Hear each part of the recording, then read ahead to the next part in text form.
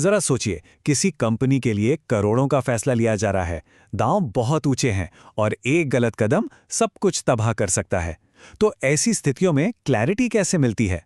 आज हम उसी एक्सपर्ट टूल को समझने की कोशिश करेंगे जो इस अनिश्चितता को चीरकर आगे का रास्ता दिखाता है। तो सवाल यह है कि जब इतनी अनिश्चितता हो तो एक्सपर्ट्स क्लैरिटी लाते कैसे हैं? जब सब कुछ दांव पर लगा हो तो वो किस चीज पर भरोसा करते हैं? देखिए, इसका जवाब कोई क्रिस्टल बॉल नहीं है, बल्कि एक बहुत ही सावधानी से तैयार किया गया डॉक्यूमेंट है जो समझ भी देता है और सुरक्षा भी। इसे कहते हैं प्रोफेशनल ओपिनियन। अब यह है क्या? ये एक एक्सपर्ट का लिखा हुआ प्रोफेशनल जजमेंट है। इसमें यह अनुमान लगाया जाता है कि देश की सबसे बड़ी अदालत किसी खास कानूनी मुद्दे पर आज की तारीख में क्या फैसला दे सकती है।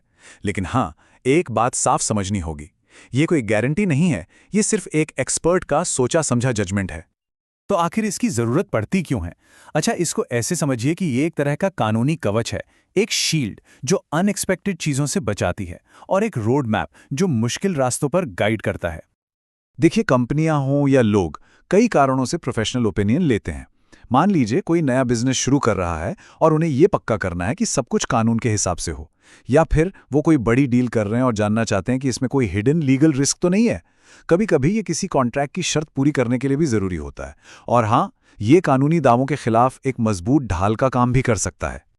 चलिए, अब जरा इसके अंदर झांक कर देखते हैं। ये जो ओपिनियन लेटर होता है ना, ये सिर्फ कुछ कागजों का बंडल नहीं है। ये एक बहुत ही सोच समझकर केयरफुली बनाया गया डॉक्यूमेंट है, और इसमें हर हिस्से का अपना एक खास मकसद होता है। किसी भी अच्छे ओपिनियन के कोर में 5 मेन चीजें होती हैं। सबसे पहले इंट्रोडक्टरी मैटर्स, जो एक तरह से स्टेज सेट करता है।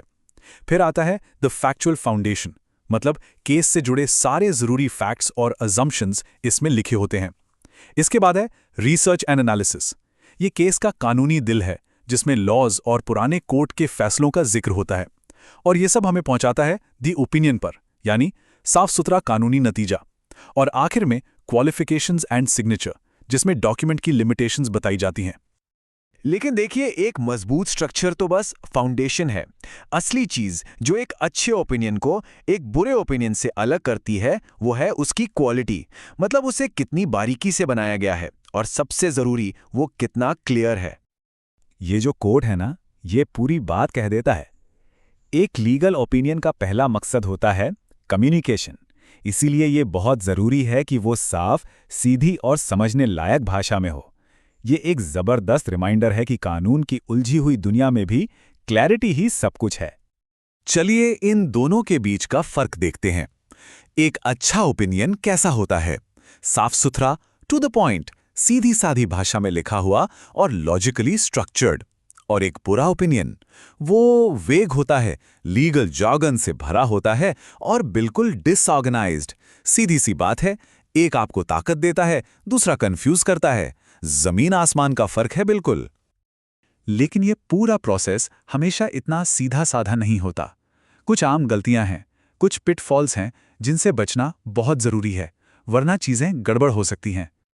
तो कुछ रेड फ्लैग्स हैं जिन पर ध्यान देना चाहिए, जैसे ऐसा ओपिनियन जो कॉस्ट इफेक्टिव ना हो, या फिर ऐसी रिक्वेस्ट जिसका स्कोप बहुत बड़ा या ओपन एंडेड हो, क्योंकि इससे क्लैरिटी कम हो जाती है। और हाँ, ये भी याद रखना जरूरी है कि ओपिनियन का मकसद कानून को एक्सप्लेन करना है, सिर्फ फैक्ट्स को कंफर्म करना नहीं।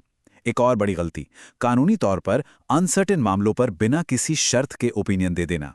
और हाँ, बिल्कुल लास्ट मिनट पर ओपिनियन मांगना, यह तो हमेशा से ही एक रिस्की काम रहा है। इससे क्वालिटी पर असर पड़ सकता है।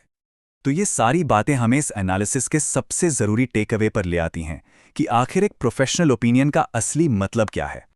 और इस पूरे प्रोसेस को गवर्न करने के लिए इंडिया जैसी जगहों पर कुछ खास स्टैंडर्ड्स भी हैं, जैसे कंपनी सेक्रेटरीज ऑडिटिंग स्टैंडर्ड 3 या CSAS3।